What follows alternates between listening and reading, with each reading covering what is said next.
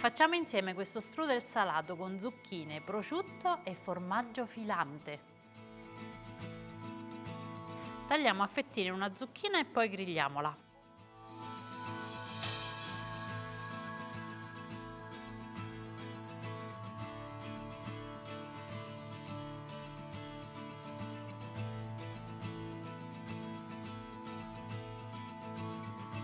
Prendiamo una pasta sfoglia rettangolare e spolveriamo del pangrattato al centro.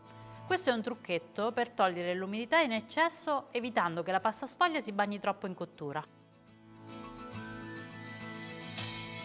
Aggiungiamo le zucchine, un pizzico di sale, prosciutto cotto, fettine di scamorza affumicata e ancora zucchine, sale. Prima di chiudere lo strudel spennelliamo col tuorlo d'uovo allungato con un po' di latte tutto intorno al ripieno. Ora ricopriamo con un lato della sfoglia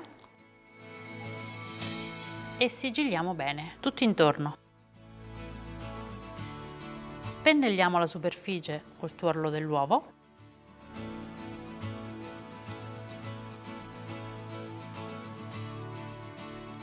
Tagliamo l'altro pezzo di sfoglia a strisce, larghe circa 1 centimetro.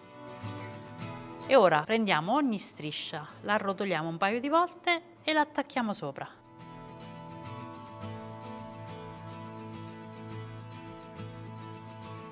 Spennelliamo ancora.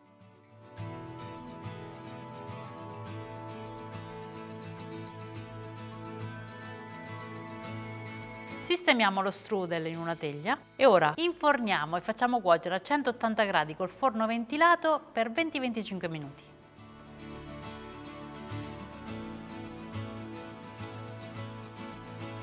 Ed eccolo pronto!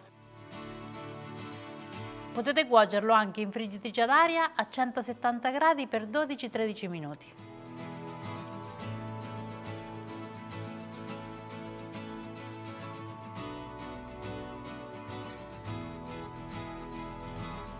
Avete visto come fila? E questo è buono anche freddo, quindi fatelo! Ciao!